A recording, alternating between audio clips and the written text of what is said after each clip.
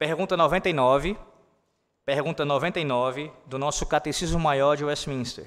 Então, você pode abrir, se estiver com ele aí, o seu Catecismo Maior de Westminster, na pergunta 99. Seguiremos o mesmo padrão, farei a leitura da pergunta, os irmãos leem a resposta. Mas já nesse início, antes de fazermos a leitura, quero já explicar aos irmãos que nós veremos a resposta a essa pergunta de maneira paulatina, não veremos de uma vez só. Tem muita coisa a ser dita aqui, a ser ensinada na resposta a essa pergunta.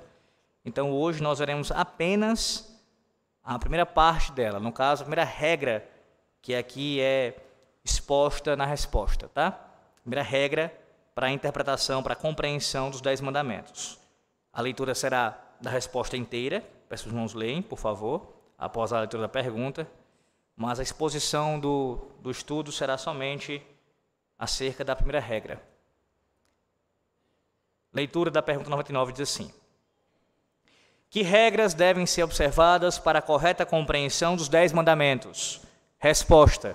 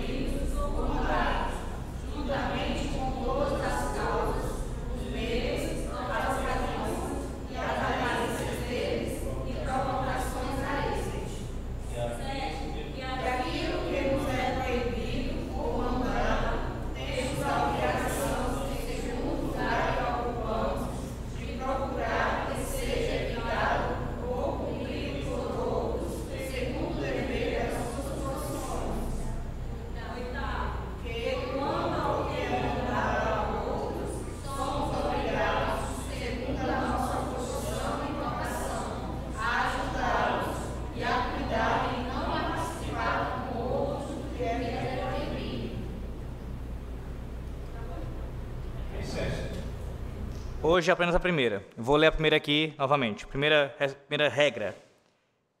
Para a correta compreensão do decálogo dos 10 mandamentos, deve-se observar as seguintes regras. Sendo a primeira, que a lei é perfeita e a todos obriga integralmente e para sempre a sua plena obediência, de acordo com a justiça dela, de modo que exige a máxima perfeição no cumprimento de cada dever e proíbe o menor grau de qualquer pecado. E aí, você deve fazer a seguinte pergunta. Talvez você já tenha feito essa pergunta e é interessante que você faça essa pergunta. Pastor, por que é necessário que nós, ou melhor dizendo, que nós tenhamos regras para a compreensão dos 10 mandamentos? Na verdade, você pode até fazer uma pergunta, essa pergunta aliada já com outra, né? Com que base nós podemos afirmar que existem essas regras? Então, primeiro deixa eu começar pela primeira pergunta que eu coloquei aqui. Por que é necessário as regras para compreender? Ora, na verdade, toda a revelação bíblica, Antigo e Novo Testamento, existem regras de interpretação, princípios hermenêuticos, para que nós possamos compreender o texto sagrado. Sim, o fiel intérprete da palavra de Deus, e que este intérprete ele é infalível na interpretação, é o Santo Espírito, a terceira pessoa da Trindade. O mesmo que inspirou o texto é aquele que nos dá a compreensão desse texto. Ele nos ilumina. Veja, o Santo Espírito ele não mais opera em nossos dias concedendo inspiração, autores que escrevem de maneira inspirada por ele, no conceito bíblico-teológico do termo, mas ele permanece assim com o seu ministério de iluminação. Não há mais novas revelações, todavia o ministério de iluminação do Espírito Santo permanece. E ele faz isso, ele concede isso à sua igreja, especialmente àqueles que ele dotou com os dons para pregarem e ensinarem a palavra de Deus publicamente, os pastores mestres que servem à igreja de Cristo. Só que a igreja do Senhor, e aqui eu falo especialmente os pastores mestres, que têm esse trabalho, esse dever, essa incumbência dada pelo Senhor, não são intérpretes infalíveis. E esse é um ponto importantíssimo de discordância entre nós protestantes, especialmente reformados, para com os papistas. Os papistas falam de um magistério que ele é infalível. Ele está, no entendimento deles, na mesma categoria, tem o mesmo peso que a palavra de Deus escrita e também a tradição da igreja. Sendo que nós sabemos que na prática o magistério tem um peso maior, pois é ele mesmo quem interpreta as duas coisas, a palavra escrita e a tradição da igreja. E o que ele disser em última instância, este suposto magistério infalível, será a vontade de Deus para a igreja. Mas nós rejeitamos isso completamente, digo, com relação ao magistério ser infalível. Os mestres que Deus levantou para a sua igreja, após a era apostólica, ou já na era apostólica, mas tirando ali os apóstolos que escreveram de maneira inspirada, estes mestres, eles são falíveis. Os pastores dos apóstolos, outros pastores após a era apostólica, são falíveis. Isto é, podem cometer erros na sua interpretação. Isso é possível de acontecer. A nossa confissão de fé, a confissão de fé de Westminster, ela fala sobre isso já lá no seu final, acerca da possibilidade de concílios errarem. Ela fala isso, ela diz que isso é possível de acontecer e aconteceu ao longo da história da igreja. Concílios erraram. Não apenas autores particulares, teólogos particulares escrevendo sobre algum assunto, mas até mesmo decisões conciliares foram tomadas de maneira equivocada, não interpretando corretamente ou fielmente a palavra de Deus sobre aquele assunto. Por outro lado, isso não tira a importância de existir na Igreja de Cristo homens dotados pelo Senhor para cumprirem esse papel, ainda que possam falhar no exercício deste ofício. Sim, se por um lado a gente rejeita a infalibilidade papal e do próprio magistério da igreja, por outro, nós não afirmamos que o dever de interpretar a palavra de Deus, nesse sentido, tá, irmãos, de trazer a compreensão pública dela e ensinar a igreja, isso fica a critério de qualquer indivíduo na igreja. Não é assim que nós entendemos, de forma nenhuma.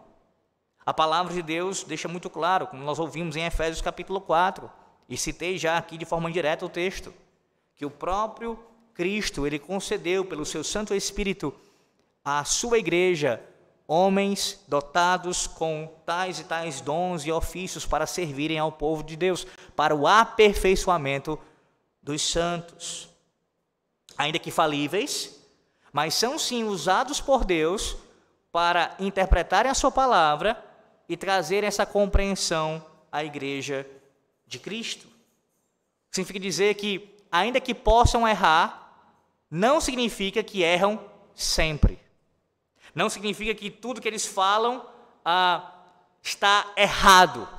Não significa que toda confissão que será elaborada, todo catecismo será escrito, todo documento confessional, tudo que é pregado tem que ser rejeitado, porque pode haver falhas. Não deve ser assim o critério, mas deve ser pesado pela autoridade última, que é a palavra de Deus. A única autoridade infalível. Infalível. As demais autoridades, sejam os concílios, sejam os documentos confessionais, sejam as próprias autoridades eclesiásticas, pastores e presbíteros, estão submetidos à autoridade última, que é a palavra de Deus. Em outras palavras, nós podemos errar, mas a palavra de Deus jamais erra. E ainda que possamos errar, não significa dizer que nós sempre erramos quando ensinamos, uma vez que o próprio Deus dotou a nós com esta capacidade. O critério é, você vai avaliar isso pela palavra de Deus, como os bereanos fizeram em seus dias. Mesmo o apóstolo Paulo pregando, mesmo ele pregando, tinha que conferir nas Escrituras se o que ele falava estava de acordo com a revelação bíblica. Pastor, mas ainda não respondeu diretamente a pergunta que o senhor mesmo levantou. Por que nós necessitamos de regras para a compreensão dos 10 mandamentos? Veja, eu comecei dizendo o quê? Que a revelação bíblica como um todo, ela possui regras, princípios hermenêuticos, para você conseguir compreender.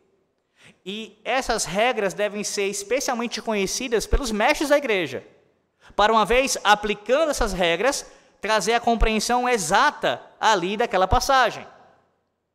Então, se isso é necessário para com a revelação bíblica como um todo, como não seria aplicável também aos 10 mandamentos, que compõem a revelação bíblica?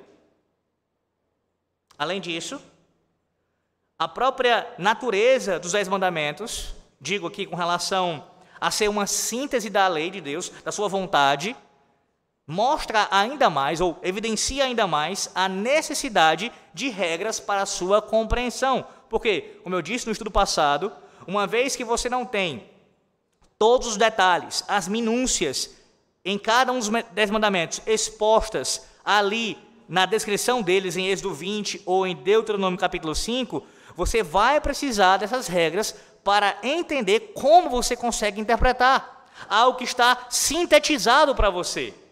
Senão você vai olhar para os 10 mandamentos e simplesmente vai achar que é aquilo nu e cru, como está ali, sem uma abrangência maior, sem maiores detalhes, sem maiores implicações. Então, é necessário, por essas razões, que você tenha o conhecimento dessas regras. E já respondendo a segunda pergunta, aliada à primeira, essas regras não foram inventadas pelos teólogos de Westminster. Eles não ali chegaram na Assembleia e simplesmente disseram, vamos aqui inventar isso. Não, irmãos, isso é extraído da palavra de Deus, como nós veremos. Isso é extraído da própria palavra de Deus. Os princípios aqui enunciados, cada uma dessas regras é extraída da própria revelação bíblica. Colocando de outra maneira, a palavra de Deus nos fornece a forma correta de nós interpretarmos os mandamentos de Deus, bem como também toda a revelação. É o próprio Espírito Santo falando na Escritura Sagrada que nos dá, assim, estas regras. Veja como é que começa a resposta da primeira regra, que é a primeira regra dada. A resposta à pergunta 99, sendo a primeira regra começando assim, que a lei é perfeita. Salmo 19, acabamos de cantar, abra sobre no Salmo 19. Salmo 19, e eu peço que você leia o Salmo 19, verso 7. Salmo 19, verso 7.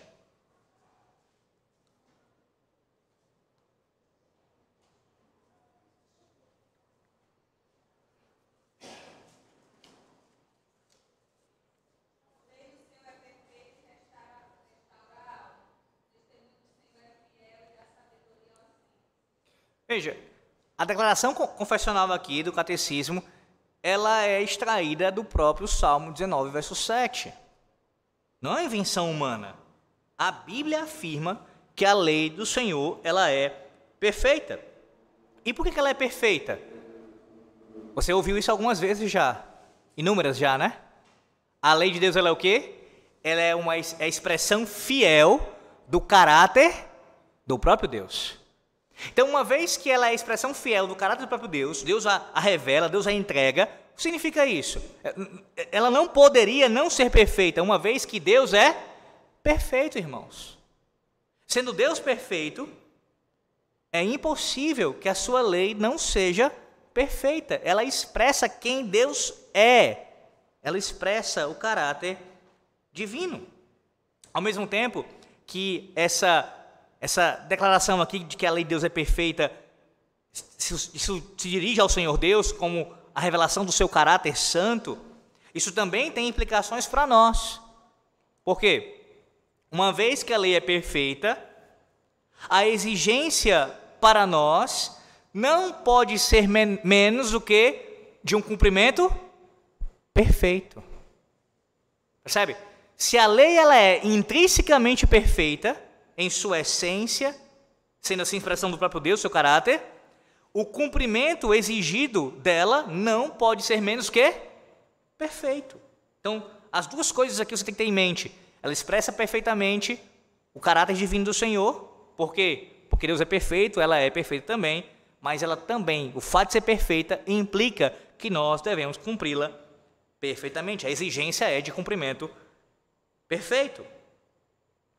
E observe como isso é dito na regra, que a lei é perfeita e a todos obriga integralmente e para sempre a sua plena obediência. Significa o quê? Uma conformidade que é plena e é total. Não há espaço aqui para conformidade parcial. Não tem isso de, em parte, cumprirmos a lei de Deus. A obrigação aqui, a exigência é de uma obediência integral e para sempre. Integral, irmãos, aqui a referência do catecismo é ao homem como um todo. É essa a ideia. Quando você ler acerca disso em teologia reformada, ou ouvindo, como está agora, no meu caso, um pastor reformado falando do homem no seu sentido integral, está falando quanto ao homem todo, corpo e alma. O homem completo. Então, completamente, nosso corpo e nossa alma, que nos formam, que compõem quem somos, né, de forma integral, deve se submeter perfeitamente à lei do Senhor Deus. O que implica em nossos corações serem submissos à vontade do Senhor Deus. E aí você tem que pensar sempre em vontade, afeições, entendimento, tudo devotado e entregue ao Senhor Deus, em obediência à sua lei, porque é uma exigência integral. Veja a implicação disso, como ela é grave, ela é séria. A lei do Senhor Deus traz implicações para como nós tratamos não apenas nossa alma, mas também o nosso corpo. Tudo em nós deve ser submisso ao Senhor Deus. Mas também fala de tempo, veja, e para sempre. Não apenas obriga integralmente, mas também para sempre. Pastor, o que significa isso, essa expressão? Significa isso, para sempre. Sempre que você, por toda a sua eternidade, por toda a sua existência, não apenas no mundo agora que você está vivendo e terá chegar seu último dia aqui nessa terra, é agora, mas também no mundo por vir, é para sempre. Essa exigência se aplica para toda a eternidade. Aí se levanta o questionamento, mas pastor, significa dizer que da mesma forma como o decálogo está revelado para nós, assim, será nesse mundo por vir?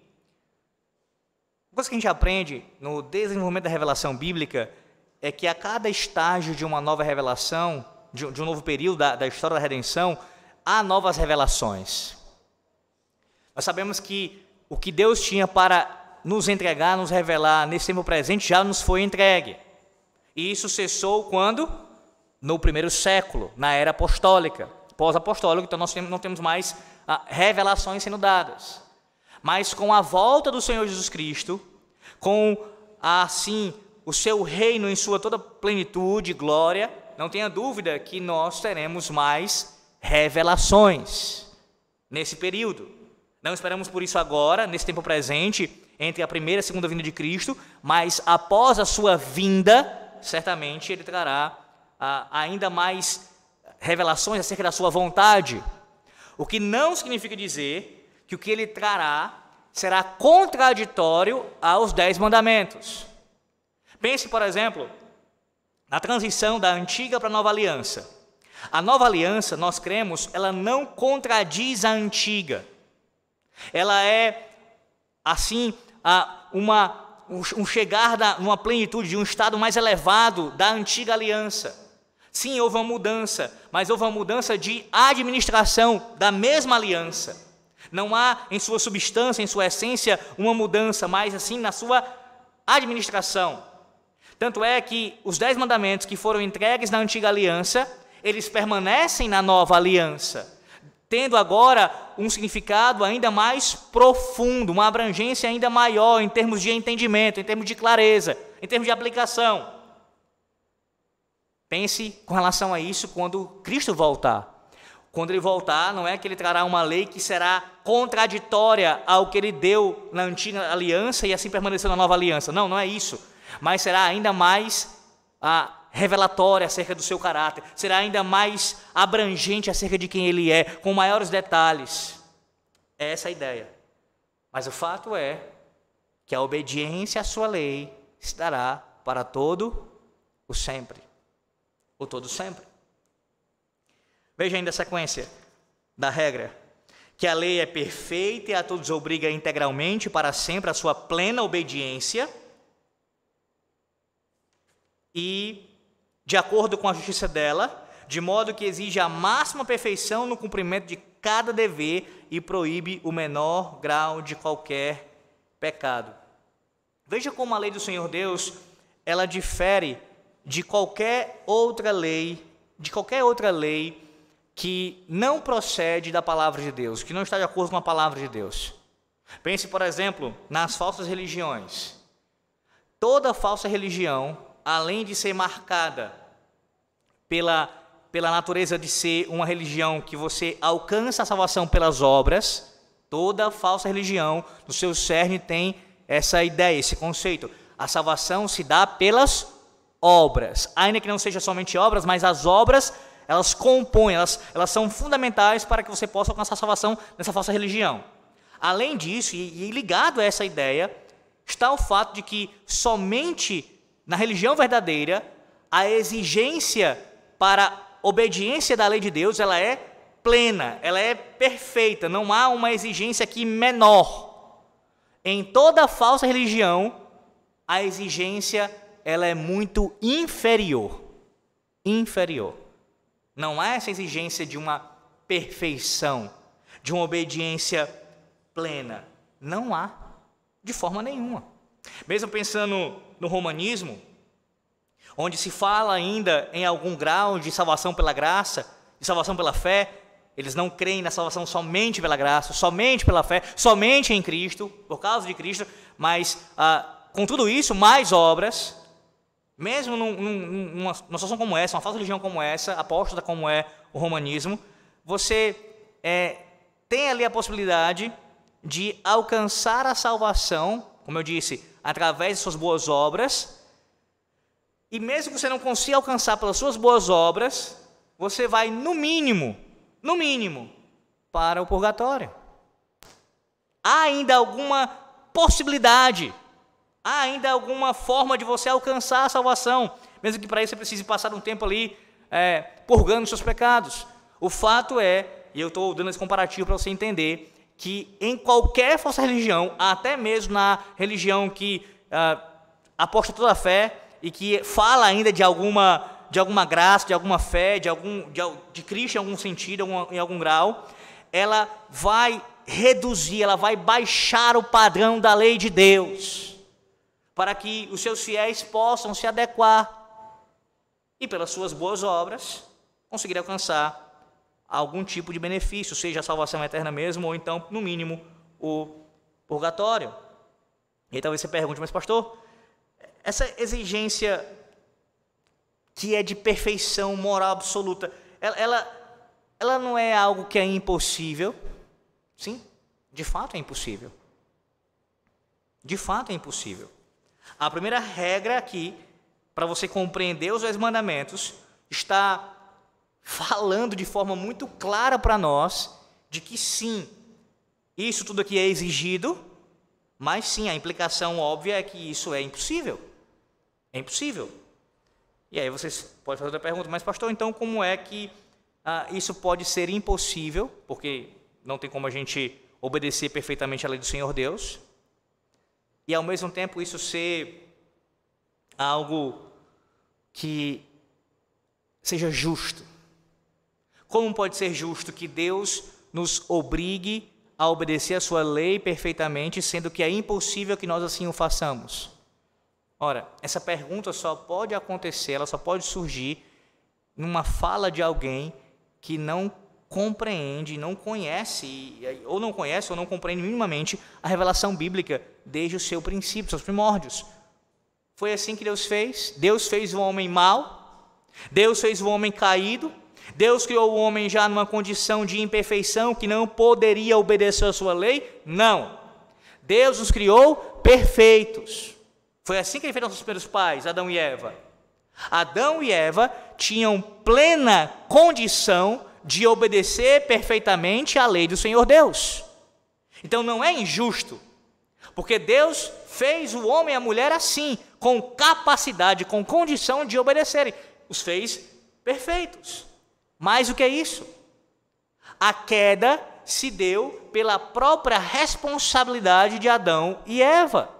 Não, aqui de forma nenhuma nós anulamos o decreto divino, nós professamos isso. Cremos que Deus decretou todas as coisas. Mas ao mesmo tempo nós professamos que esse decreto, quando se cumpre no tempo, no espaço, na história, pela providência divina, Deus conduzindo a história e assim fazendo com que os decretos venham a ser cumpridos. Isso acontece sem anular a responsabilidade humana. Adão e Eva são culpados pelo que eles fizeram. Eles livremente, eles desobedeceram a Deus. E assim se tornaram incapazes, como toda a sua geração, de obedecerem plenamente à lei do Senhor Deus. Então é assim que você compreende a história da revelação de toda a humanidade. É assim que você deve entender. Sim, é impossível. De fato é impossível. Mas é impossível por nossa culpa. A culpa é nossa, meus irmãos. Nós somos responsáveis por isso. Abra sua Bíblia em Mateus capítulo 5. Mateus 5. Peço que você leia Mateus 5, versículos 21 e 22.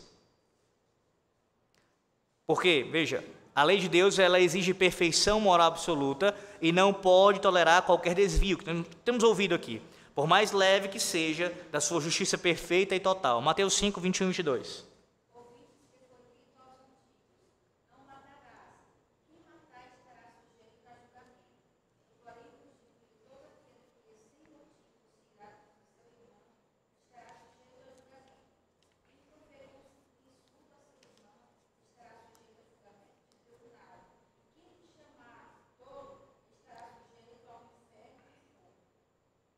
Agora os versículos 27 e 28.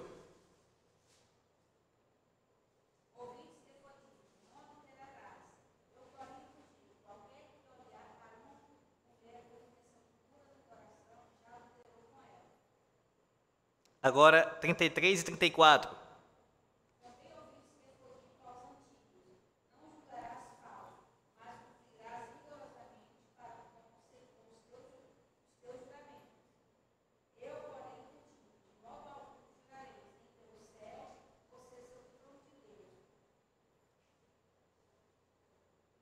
Pronto?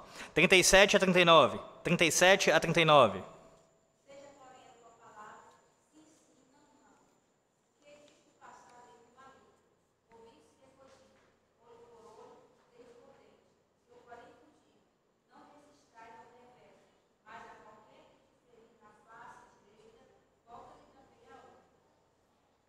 Quarenta e três e 44.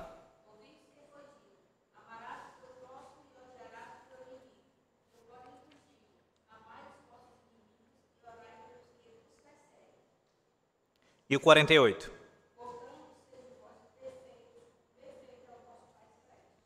Veja, a própria perfeição de Deus, ela exige que o homem sua criatura, que é portadora da sua imagem, seja perfeito.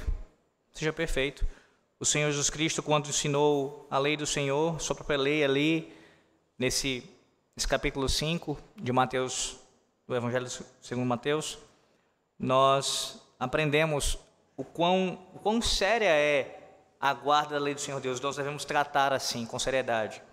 É interessante como alguns olham para esses textos bíblicos ali de Mateus 5 e conseguem ver uma fala de Jesus Cristo que até desconsidera a continuidade da lei em nossos dias. Ora, a forma como ele está interpretando, que é a forma correta, obviamente, está mostrando o quão séria é a lei, o quão perfeita é a lei e o quanto nós devemos tratar com todo cuidado a lei do Senhor Deus.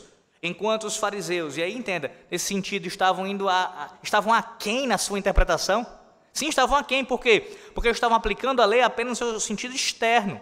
Além de serem legalistas, além de colocarem mandamentos que Deus não tinha ordenado, mandamentos humanos, tratando como palavra de Deus, além de tudo isso, estavam indo aquém, porque a exigência era meramente externa, se conforme a esse padrão, a esse comportamento. Ora, Cristo vem e diz, a aplicação da lei, ela é muito mais profunda.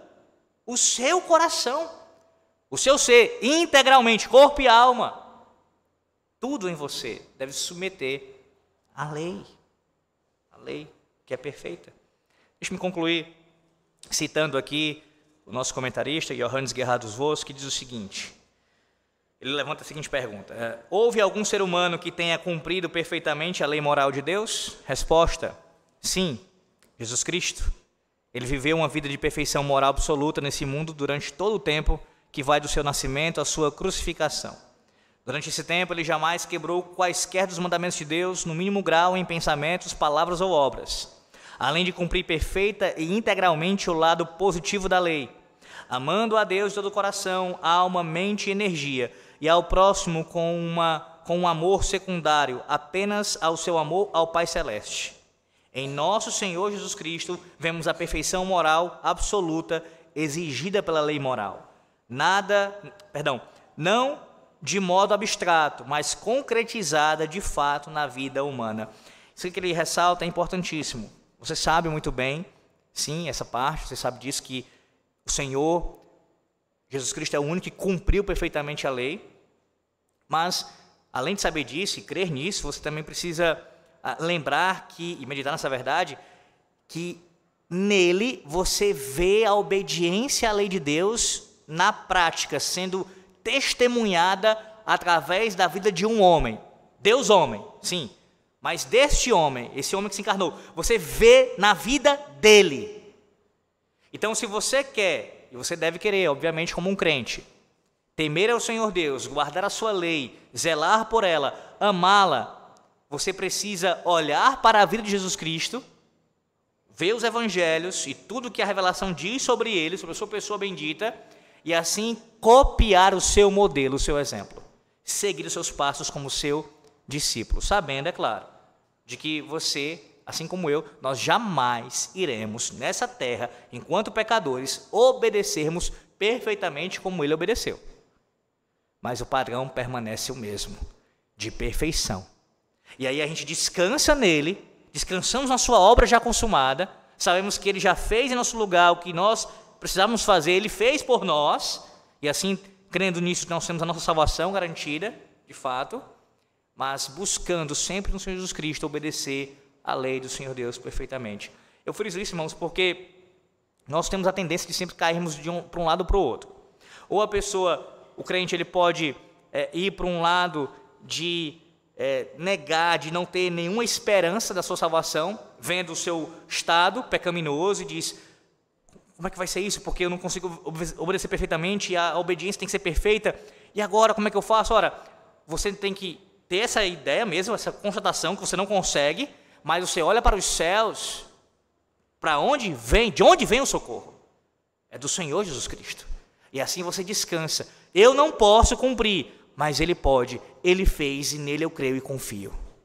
Por outro lado, você também não vai cair no outro extremo, que é achar que porque Ele já fez tudo isso, você vai agora abaixar o padrão da lei de Deus.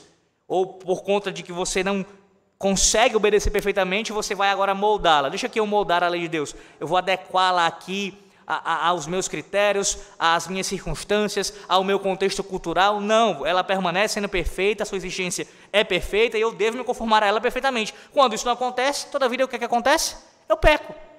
Toda vez que eu não estou me adequando perfeitamente, pastor, mas é todo dia. É todo dia. Todos os dias, pela manhã, pela tarde, pela noite, pela madrugada, todos os dias nós pecamos contra o nosso Deus. Ou porque nós não nos conformamos à sua lei, ou porque nós transgredimos a sua lei. Isto é, ou nós não fizemos aquilo que Deus ordena, ou nós fizemos aquilo que Ele proíbe. De um jeito ou de outro, nós pecamos. Então a gente não abaixa o padrão, a gente não diminui para dizer assim, porque eu não alcanço, então eu vou tentar aqui. Não, permanece perfeita, eu é que sou culpado por não alcançar. As duas coisas você mantém na sua mente. As duas coisas.